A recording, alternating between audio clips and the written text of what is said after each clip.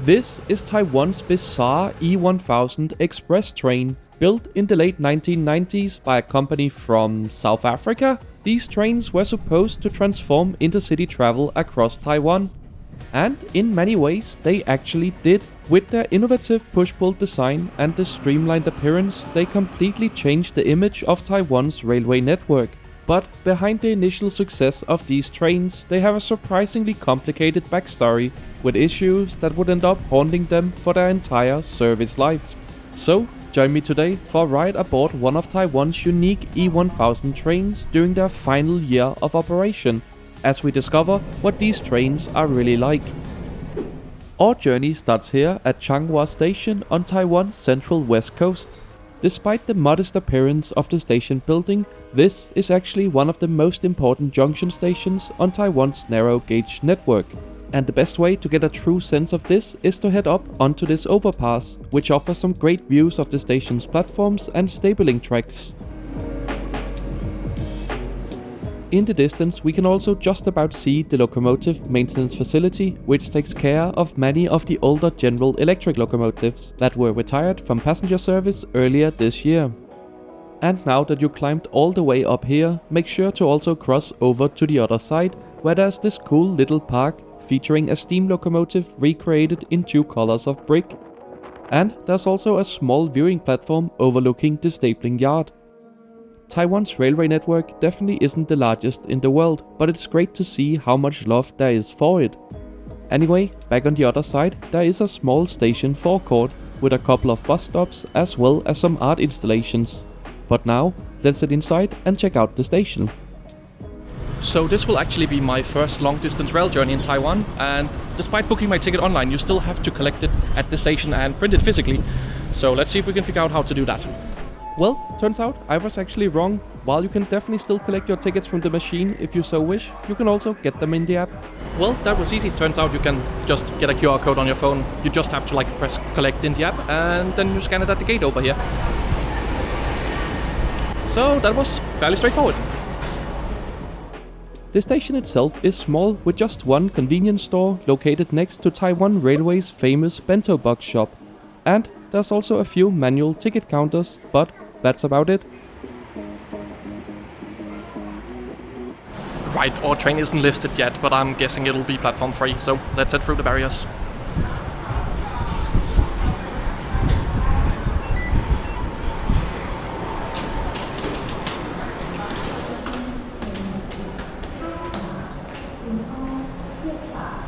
Right, turns out I was actually wrong. Our train will be departing from platform 2.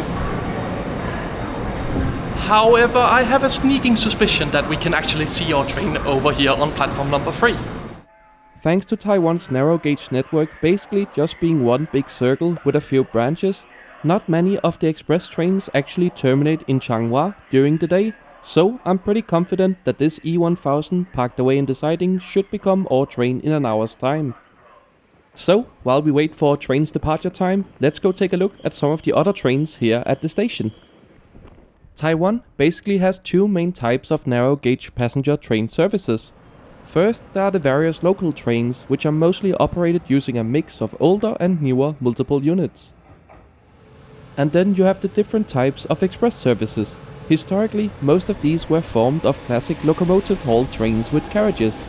But nowadays you also have many multiple units like the distinctive white EMU 3000 series.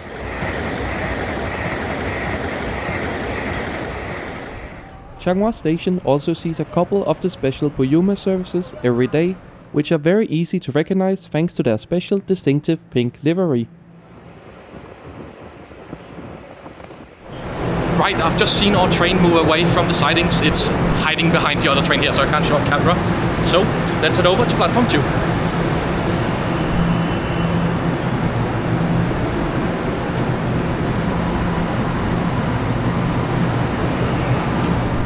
Not really sure where our train went. It definitely said 130 on it, which is the train number I'm supposed to catch, but I can't see it in the sidings just behind the station, so it must have gone a bit further.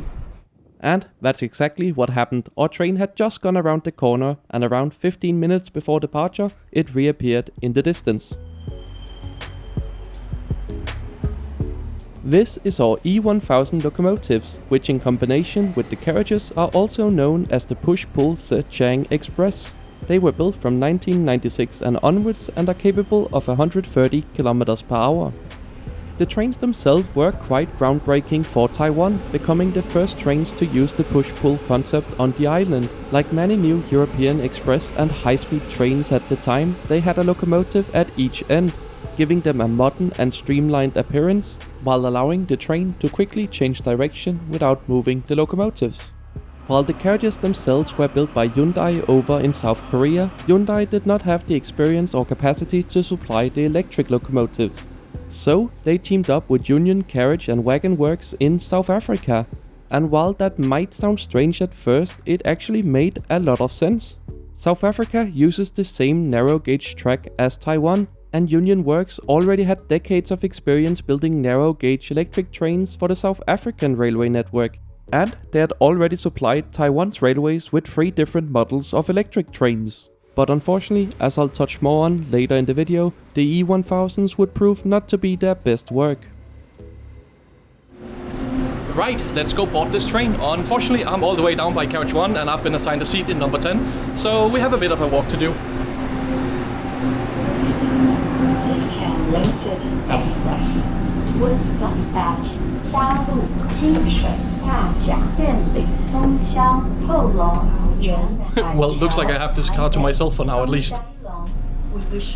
And here we are at my assigned window seat at the very front of the train carriage. There's plenty of space to put your luggage above the seat, and overall, this carriage looks pretty comfortable.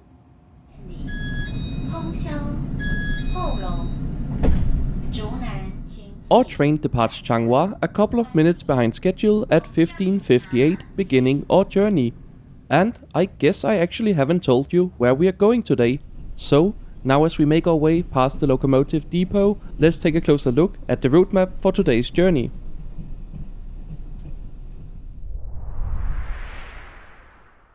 We are on board express train 130, which starts here in Changhua and then heads via the lesser used coastal railway line north to Taoyuan and eventually Taipei, which is as far as I'll be traveling today.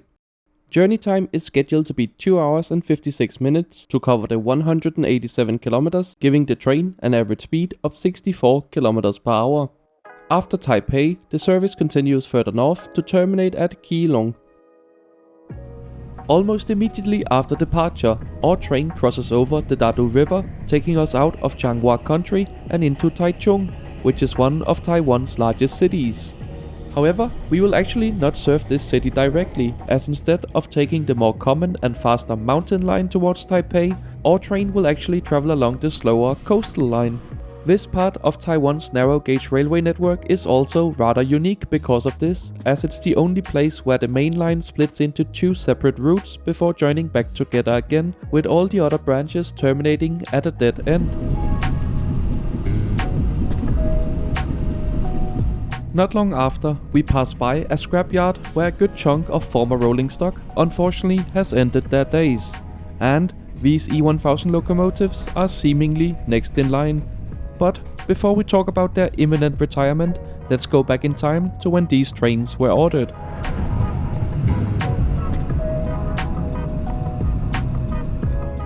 So, we've already covered who built these trains, but not so much why Taiwan ordered them in the first place.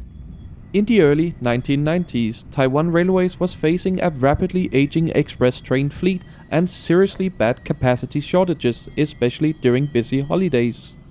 So, as part of Taiwan's railway's biggest fleet modernization program ever, they ordered these 64 E1000 locomotives and 336 coaches to go along with them. The large scale of this order was also why Hyundai ended up teaming up with Union to be able to offer a bid that would eventually win the contract to build these trains.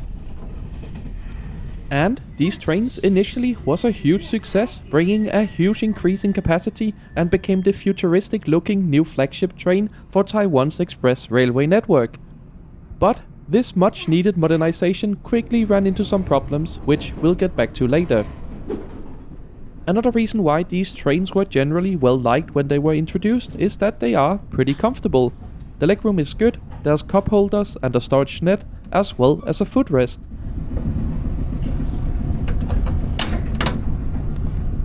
And the seats themselves, while pretty simple, are very soft and extremely well padded.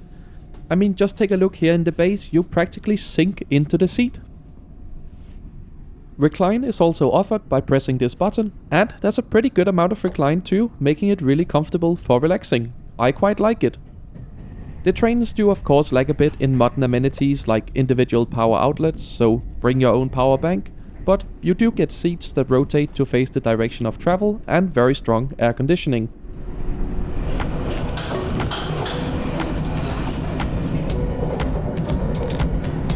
As mentioned, our train is currently traveling along Taiwan's coastal line, which, despite of its name, spends very little time actually running right next to the coast, usually staying just a couple of kilometers inland. The coastal line itself is actually a bit of an oddball. It opened around 14 years after the more direct mountain line in 1922. However, the mountain line has many steep gradients which made it very challenging for heavy freight trains, especially back in the days of steam. So, even though the coastal route is slightly longer and serves a much less populated area, the considerably less demanding terrain made it an incredibly valuable alternative. Although these days, with rail freight in decline and modern trains far better equipped to tackle the mountain line, the coastal line nowadays is mostly just served by local trains alongside a couple of long-distance express services like ours. And speaking of the mountain line, we have just rejoined with it, now making our way into the junction station at Zhunan, officially rejoining the main line. The stop here is actually quite busy with a lot of passengers transferring trains, but soon enough we get going again, heading towards Taipei.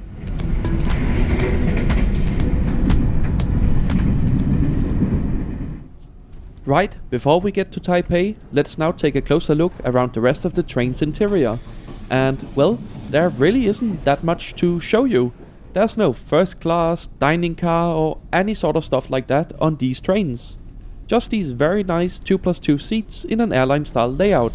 Well, with the exception of this very funky family carriage at the very front of the train, which featured some sort of kids play area as well as a dedicated nursing room and this sort of unusual 2+1 layout.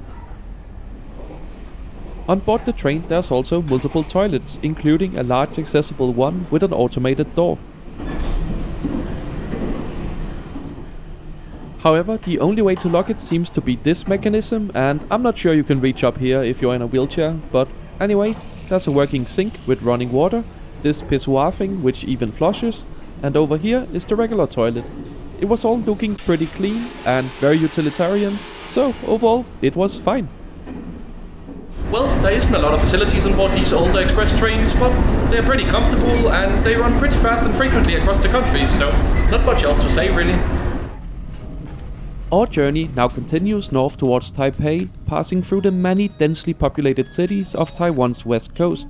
And as the local trains here are extremely frequent, our express train can skip most stations and make good progress towards Taipei. So, let's get to it. Why is Taiwan getting rid of the E1000s? Well, the answer is reliability, pretty much. Although these trains were warmly received back in the 90s, problems soon appeared with their GEC Alstom supplied traction equipment, including electrical faults and overheating. While the carriages themselves later received a midlife refurbishment, the locomotive overhaul never ended up happening, leaving the trains increasingly outdated and difficult to maintain, especially in the last couple of years. Eventually the train's appearance also became rather neglected, earning them nicknames such as Beggar Gang Train, while the round noses inspired the slightly more affectionate name Pighead. And finally, with the timetable change on the 1st of July 2026, the E1000 locomotives left regular scheduled service, with the new E500 locomotives taking over the job of hauling around the same Hyundai-built carriages. However, you may still occasionally see an E1000 operating as a spare locomotive while the final E500 locomotives gets delivered.